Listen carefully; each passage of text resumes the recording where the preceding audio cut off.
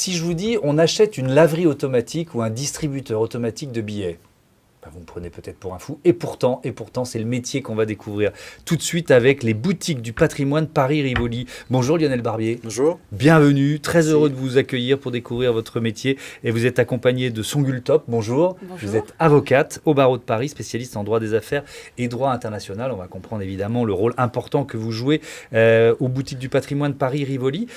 Donc, vous faites de la gestion de patrimoine, mais alors c'est particulier. On les trouve où, ces laveries ou ces DAB, ces distributeurs de billets? On les trouve plus particulièrement aux États-Unis et encore plus particulièrement, nous, on est situé essentiellement sur le comté de Floride, le comté de Miami, donc uniquement sur l'État de Floride. Mais c'est vrai que c'est un business qui est vraiment particulier aux États-Unis. Oui, parce qu'en France, c'est impossible. C'est impossible. Les distributeurs automatiques sont le monopole des banques. Les laveries automatiques sont un business, mais qui n'est pas répandu, en tout cas pas connu pour être très rentable. Alors qu'aux États-Unis, ce sont deux essentiels business, comme on appelle. C'est-à-dire que ça a été classé essentiel business par l'administration américaine. C'est-à-dire que même en période de crise, c'était des business qui devaient rester accessibles. Et on comprend aisément pourquoi.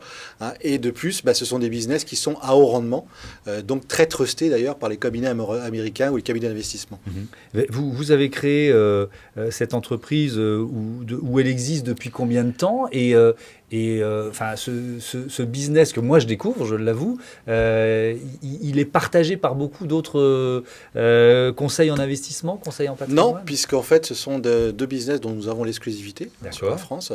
Donc, de fait, de notre associé qui, lui, est basé aux États-Unis et qui est à l'origine de la création de ce business. Et nous avons récupéré la commercialisation exclusive sur la France, voire même sur l'Europe, puisqu'il n'y a pas d'équivalent. Alors, comment ça marche? Imaginons que je veuille investir grâce à vous.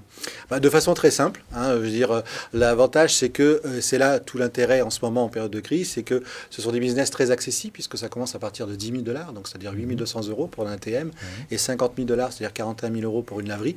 Donc justement, le but était de proposer des solutions d'investissement à tous les petits épargnants, entre guillemets, sans être péjoratif, mais qui, il est vrai, aujourd'hui, venez nous voir, et quelqu'un qui a 40 50 000 € d'épargne, aujourd'hui, bien souvent, c'est placé sur du livret A, c'est placé sur de l'assurance vie, qui, on le sait, ne rapporte plus grand-chose, et on ne leur propose rien à ces personnes-là en termes d'investissement, qui plus est quand ils cherchent du rendement, parce que c'est quand même le but premier, c'est de procurer un rendement à nos investisseurs. On est sur quel type de rendement?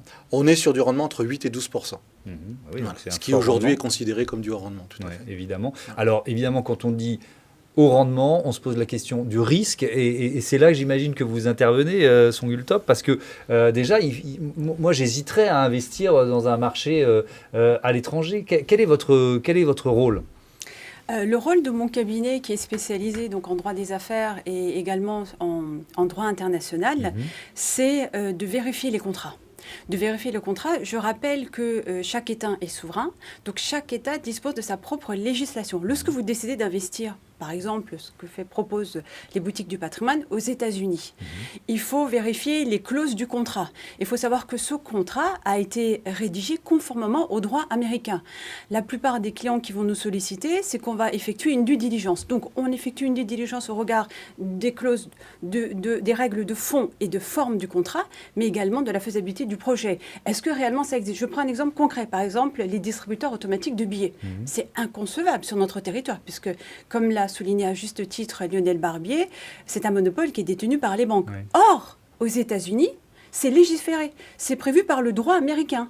Donc, une société privée peut détenir et peut commercialiser ses biens, et un particulier, une personne physique ou une personne morale, peut investir, peut être propriétaire d'un distributeur automatique. Donc, le but du cabinet est d'encadrer du début à la fin de la procédure, mais surtout d'apporter un éclaircissement aux clients qui souhaitent investir, en soulignant que vous souhaitez investir dans tel pays, voici la législation, voici les risques éventuels qu'il peut y avoir ou pas. Oui, mais en sachant qu'il ne faut surtout pas ce que certaines personnes ont tendance à vouloir, par exemple, transposer le droit français aux États-Unis et vice-versa. C'est une erreur fondamentale. Oui, vous avez aussi un rôle de comparaison, en quelque sorte, des ce qu'on appelle le droit comparé, effectivement. Comparer le système juridique de différents pays qui reposent repose sur mon expérience, parce que ça fait plusieurs années que j'interviens, par exemple, je suis le conseil d'un des pays leaders du Moyen-Orient, j'interviens également dans des pays de l'Asie, où j'ai un cabinet, ce qui me permet de comparer à chaque fois la législation